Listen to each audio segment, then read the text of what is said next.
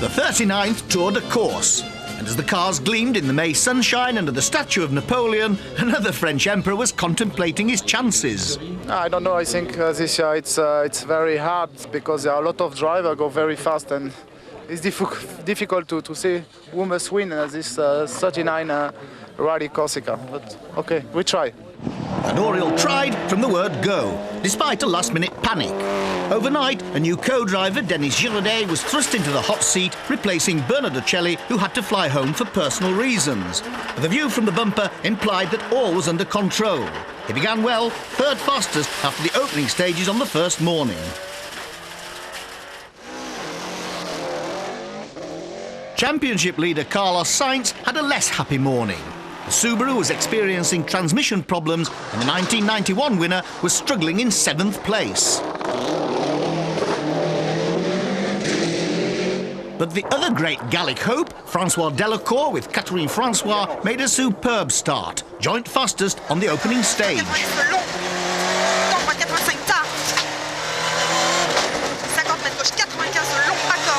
Tommy Mäkinen was on his first Corsican rally. It was a debut too in the World Championship for the new Mitsubishi Lancer. Juha Kankkunen was on his 100th World Championship event, only the third rally driver in history to achieve this century. He doesn't like the Corsican rally, but he was still 5th fastest on the opening morning. The British challenge came from Colin McRae, of course. His mission was to score useful points before his favourite events later in the year. He wasn't happy with his car's power early on, but was still holding an excellent 4th. The real surprise of the opening day was the performance of the Belgian Bruno Thierry in the Escort Cosworth, fastest on the opening 4 stages. It gave him a 10-second lead. Thierry is an accomplished tarmac specialist and has steadily improved all season. This would be his best chance of a win, and with Delacour in 2nd place, Ford's fortunes look to be changing. So the Tour de Corse moved north into more mountains, a stunning backdrop for the battle ahead. The second Mitsubishi was in the hands of another tarmac specialist, Andrea Aghini. He came 3rd here last year. And a typically Italian approach to the tortuous twists and turns of Corsica from Piero Liati's Subaru. No French rally would be complete without a little contretemps. Here, Isolde Holderried and Tina Turner get involved in a fracas over starting times. However, it all ended amicably with their Mitsubishi off in pursuit of the Group N and Ladies' Championship. At the afternoon service halt, one hot and bothered Carlos Sainz. The championship leader was still not happy with the Subaru's tarmac suspension. And so it was a quick change by the ProDrive mechanics while the Spaniard pondered about a disappointing day's driving. Things were more relaxed in the Toyota camp and Oriol was going well. Despite a different co-driver, the reigning world champion was nicely positioned in 3rd place. And here was another happy Frenchman, François Delacour, 2nd and driving brilliantly.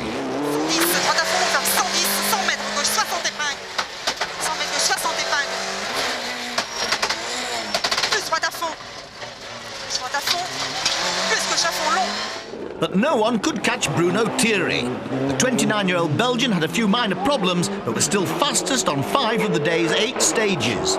It was an outstanding performance that left him thrilled, but still surprised.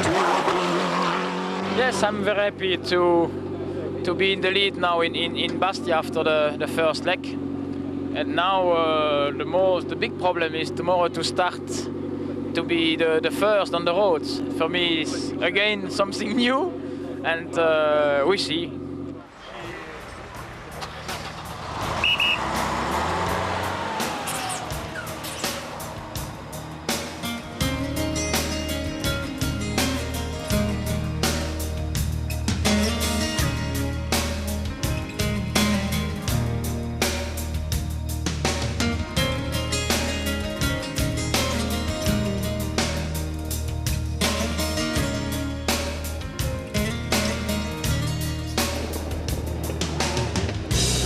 Thierry started where he left off. His Escort a full 10 seconds faster than his rivals on the opening stage of day 2.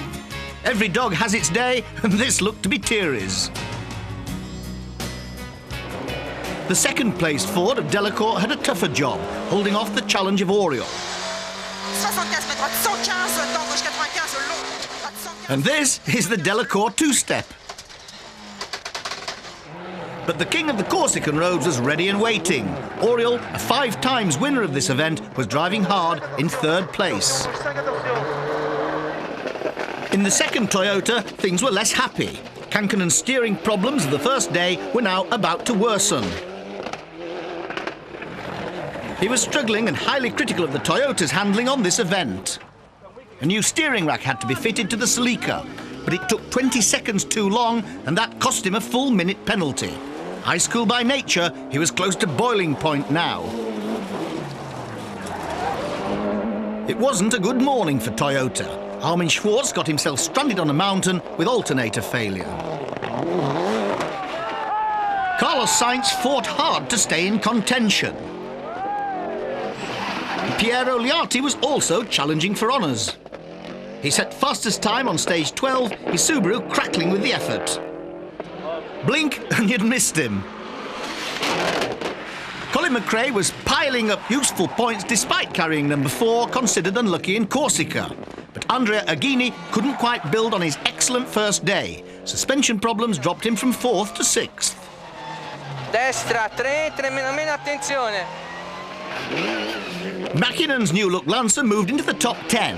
It was a steep learning curve for the Finn, who's somewhat happier in the snow and ice. In Group N, Rui Madeira of Portugal was still the man to beat. After his win in his home country, he was flying the Mitsubishi flag to good effect here too. Rallying is all about teamwork, whether it's rally leader Bruno Thierry and his co-driver Stefan Prévost, or 4 times world champion Juha Kankanen and his British partner. On our first run through a stage, Juha dictates the notes to me. I take it down in my own shorthand, and then every other time from there on, I just read back to him. And we just make any alterations that are needed. 50, very long K right, opens to long medium right. 40, long bad left. For sure, if you get car sick, I mean, there's no way you can be a co-driver, that's sure. The temperature in the car, the braking, to-ing and throwing. But, I mean, your concentration has to be on the notes, because one missed call or one misheard call, and it could be all over. And long medium left. And very long fast right to crest. I have a lot of trust in each other. I mean, I trust him a lot, obviously, because he's driving, and also he's trusting me because what I'm telling him is what he's driving. You can turn a hairpin right, tight.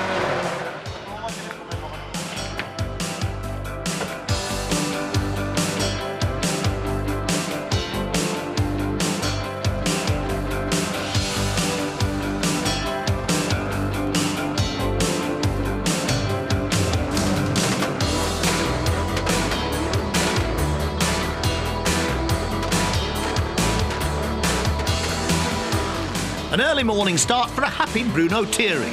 Again, the consistent Belgian drove magnificently. He was fastest on the opening 3 stages, not even a puncture slowed him down. Colin McRae was still going, and team tactics moved him to 5th to keep his championship hopes alive. The spectacular coastline was just a blur for the drivers. Carlos Sainz held on to 4th spot in his Subaru. It hadn't been one of his vintage performances. He also settled for valuable championship points. Halfway through the season, he's still at the head of the drivers' table. And an outstanding performance from Andrea Aghini in the Mitsubishi. He fought his way back to 3rd place.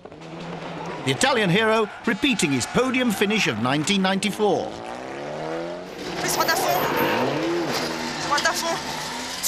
Francois Delacour impressed everyone with another remarkable drive. The man, written off after a road accident last year, was back to his best.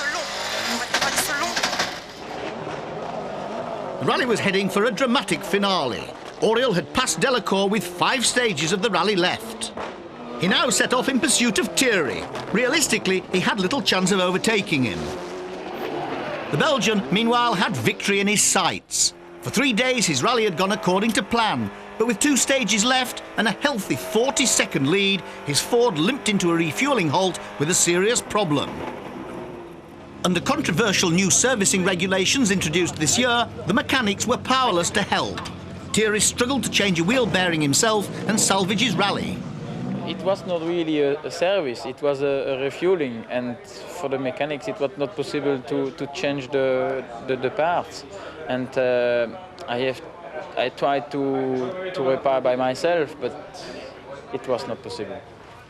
For the mechanics it was not possible to change the part. And I think it was, for them it was only, for sure, only 10 minutes to change this part. And now it was not possible for us to keep the lead, and now we are out the race.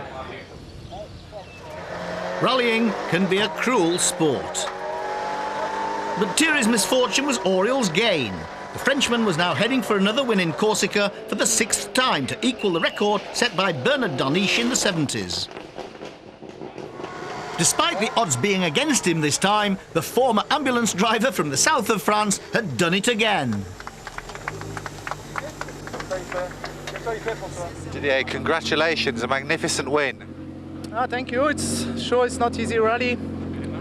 I think the strong man is Bruno Thierry, but okay, that's life. It's a rally. It's difficult for him, but sometimes, some year before, I lost some rally and I am leader, so it's life. So, victory for Toyota and Auriol by 15 seconds. Delacour second in the Ford, then Aghini and a trio of Subarus, and McRae still in with a chance in the championship. Didier Auriol clinches his record-equalling 6th Tour de Corse and could be in line for his 2nd successive World Championship title.